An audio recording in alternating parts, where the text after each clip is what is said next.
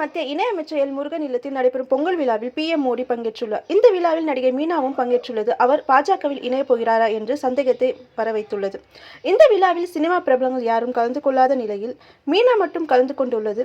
மீனாவின் தோழிகளான குஷ்பு, கலா master என பலரும் பாஜகவில் இணைந்திருப்பதால் பல கேள்விகள் எழுப்பியுள்ளது.